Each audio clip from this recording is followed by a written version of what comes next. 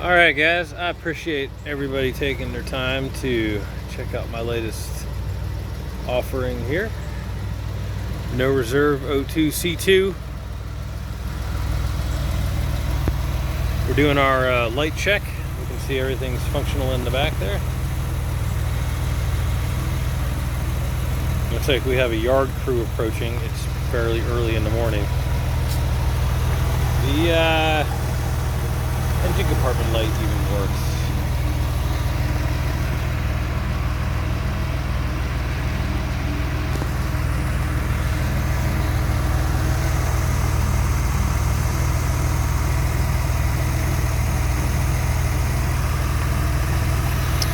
So we have the big three, the IMS clutch remain sealed done. The individual that I got the car from had that work completed before I acquired it. We have the IMS sticker in place. So in my opinion, this is like classic 996. The flared rockers give it a little bit of presentation, might be the right word to use. Kind of sets it apart a little bit.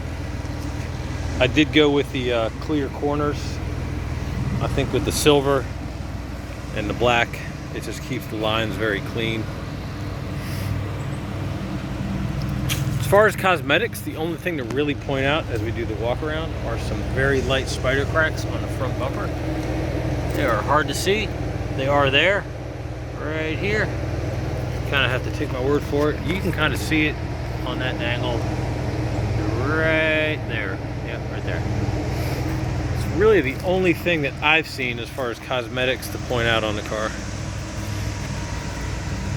As we see, it's got a clean Carfax, no accidents reported in its history.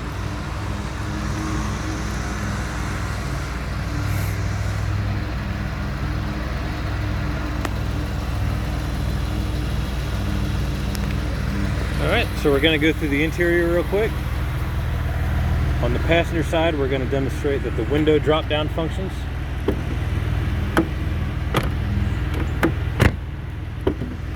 I fix a lot of those. I do a lot of door lock motors. I do a lot of window regulators. Fortunately, this one did not need those. They're not really hard, they're just generally a pain. If you do enough of them, you get used to it. So we're going to demonstrate the seat operation here. Everything functions properly.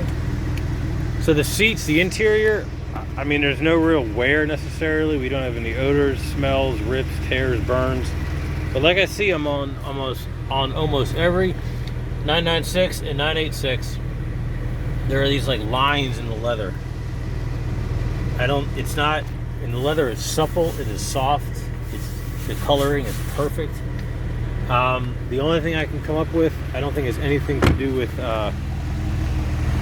conditioning or care. It just seems to be something that happens with whoever Porsche got their leather from for the 986 and the 996. We're going to turn down the air because it is early and it's a little chilly. Alright, we're going to go through the interior. I'm going to demonstrate here. This car does have the auto dim mirror. The mirror is not bleeding. They are expensive to replace. No need on this one. And then the passenger side mirror is also auto dim and it is not bleeding. It's nice and clear. Alright, we're going to demonstrate the window drop. We're going to demonstrate my seats, my seat.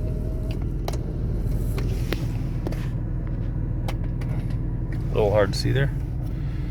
Alright, we're going to demonstrate the hood pop and the trunk pop. You probably can't hear those. So now we're going to go ahead and open and close. And we're going to go up here at the front. Open, close.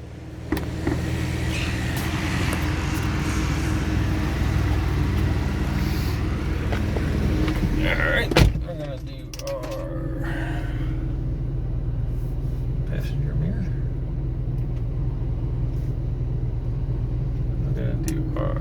driver mirror.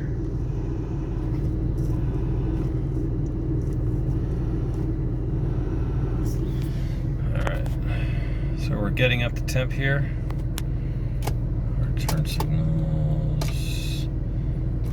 We've gone through we have no messages present. I'm going to turn on my heated seat because I can. Wipers, check. Horn, check. Things we always don't think to check until we need them. Alright, we did our wipers. We did our mirrors, turn signals. Working our way around here. Alright, you can turn off PSM if you so desire. Locks. So I only do have one key, but it does work. The Faber, the lock unlock, it actually functions. Rear defrost. The cup holder, use at your own risk. I do find it useful sometimes, although I never extend it all the way. Meaning, I just use the first one. And even then, not very often. Right. Climate. Everything is good here.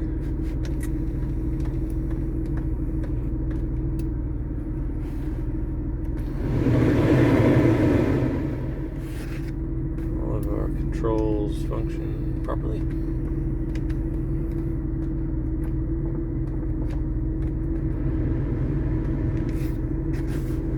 Heated seat feels good. Alright, windows.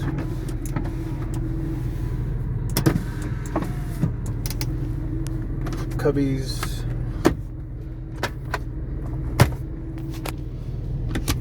Cubby. If anybody is wondering, this is what I use when I do my driving videos, which I'm about to do, to secure my phone up there. That's why I have painter's tape in the car. Okay, so that pretty much covers everything. Lights.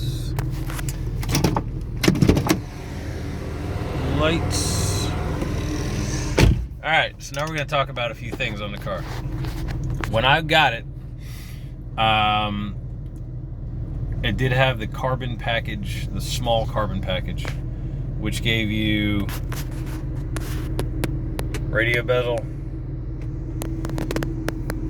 tunnel, and e-brake cover. And I think that's it. Oh yeah, this guy right here, the instrument cluster. And it also had the door sills in carbon. Okay, so the carbon was rough. It was cracked. It was starting to come loose. It was just bad. Take my word for it. So I removed it, which wasn't that much work. Then I went with, obviously, so this is all OEM parts. It's not like some, knockoff Amazon junk. So I went with the black here, and then I had a black tunnel, but I wanted to make the car stand out a little bit, so I had my painter paint the tunnel silver, and it came out really, really well. He did have to strip all that soft touch crap off of here. There's some really fine sand marks right there between the window switches. Now I do have a black ashtray delete. There's a little storage cubby there, and not the ashtray. If the buyer wants, I will swap that out, and I don't think it would look bad because it would pick up all the black on the interior. But the silver tunnel, it picks up the shifter, picks up silver, so I think it works. Silver. Oh yeah, and someone at some point also got a hazard switch surrounding carbon and a ignition switching carbon. It was just too much. I just went back, kept it simple, clean, and I think it turned out really, really, really, really, really good. Oh yeah, I just wanted to, sorry, I digress. Both seat heaters work on both settings. I did have to fix the driver's side. Well, it wouldn't come on. I replaced the center, just the heating element, driver's side, and that fixed it right up. Oh yeah, and they also put like that, that sticky, that carbon you buy, like the sticky junk off Amazon or something. They had it on here, and they had it on here, and they had it on here. So I took all that off. Well, the glue wouldn't come off, so that stuff's in the trash. But this is all parts I had from various cars I've taken apart over the years. So this is all OE. This is all Porsche stuff right here. All right, now the radio, I did this myself, and I am insanely proud of my work. It took a long time. So when I got the car, it had a, vintage 2010. It had the flip screen, and it had amps in it and all this like wiring, and it was just too much. I took it all out. I took the amps out, took all the wiring out. It was a pain in the rear. But what made it difficult was the harness had been cut, so I had to go through every wire and figure out what every wire was. And then I got this Sony head unit. So the tweeters had been replaced with focals. Those had been replaced with, I don't know the brand of the speaker. They were obviously aftermarket. It had like a gold Kevlar cone. The rears had not been replaced. I put the little Alpines that everybody likes in the back. And then, this is what I'm really proud of. So I did it myself. So the wiring is ran properly. It's under the tunnel. It goes back under the seats. It goes back into the engine compartment through a top access hole. I didn't drill anything. I didn't destroy anything. So what I did, and this is what I'm proud of, and y'all might laugh at me, I got the rear camera to actually come on when you go in reverse. How cool is that? Well, there's a glare, so bear with me. But, you can't, it's hard to see. But, there it is. Yep, there it is. And y'all are going to think this is hilarious, but I couldn't really figure out, how does it actually come on? Like, I thought it was in the transmission linkage or the shifter. No, you just run a jumper wire, a signal wire, to the harness for the taillights, and it has a signal wire that goes into the reverse bulb. That's all it is. So everything works properly. Baseball Network and TBS. Sounds good. Into dropping as we fall. The pressure.